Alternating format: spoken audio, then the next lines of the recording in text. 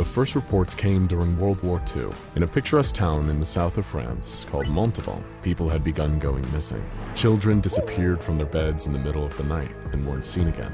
Adults went to the market and never returned. Local authorities searched high and low. They scoured nearby woods and dragged the rivers, but nothing was found. Because what was happening wasn't criminal, there was no clue they could stumble upon or eyewitness who would break the case. No, this was something else. Something that the townsfolk could never understand. Word spread, and that's when a search and discovery team was sent from the Foundation. It was a cold, dark night in January of 1941 when the team found what they were looking for. They walked through the open door of a small house located not too far from the Grand Château de Richelieu to find a masked man sitting next to an open fire. And he wasn't alone. The floor around him looked like it was moving. Upon closer inspection, the team saw that the floor was covered with writhing, grasping bodies. It's patients, as it called them. Bienvenue chez moi, said the thing. Welcome to my home. Once the carnage ended, it simply closed its book, stood up, and allowed itself to be escorted away.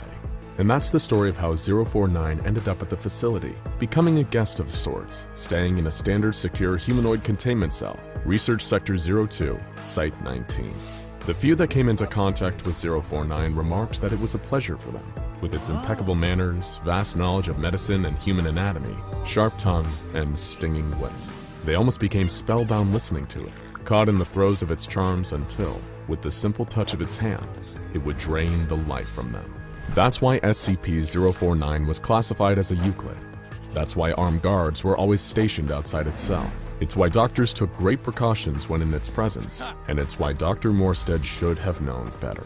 Remember, when 049 was discovered in France, it willingly went with the team, like it was happy it had been found, as if it had planned its own capture. When it arrived at the facility, it didn't act like it was contained against its will. It was like it was returning home. The floors and walls of the interrogation center room were painted a bright white. Even the table was white, which contrasted with 049, a mass of black sitting in the middle of the room. The next day, Dr. Morstead announced that he wanted to visit 049's cell himself, after which he heard a chorus of disapproval from his colleagues, all telling him that 049 was now too dangerous. Everyone is sick, 049 told Dr. Morstead after the two had talked for a couple of minutes. The great pandemic has started. Fear not, doctor. I have a cure. No longer will you humans spread your disease. I'm afraid you are wrong, replied the doctor. This pandemic you speak of does not exist. We can happily live with our pathogens. We have done so for millennia. Dr. Morstead became angry that he couldn't get through to 049. I'm afraid you are suffering from paranoia. It is you who need to be cured. You have no idea, said 049, standing up. What are you doing? Shouted Morstead. You promised you wouldn't hurt a human again. I'm not hurting you. I'm healing you, 049 said and leapt across the room in a flash, placing a hand on the doctor's head. Morstead slumped to the ground. They were being watched in the observation room, and this had gone too far. He had to be moved to the containment cells, permanently. Mobile Task Force Epsilon 11 was right on the scene and burst through the door. 049 stepped over the bodies of the fallen team and walked out of the containment cell.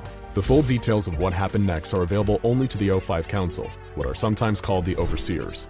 The redacted report that is available reads, Standard Secure Humanoid Containment Cell, Research Sector 02, Site 19, Subject, SCP-049.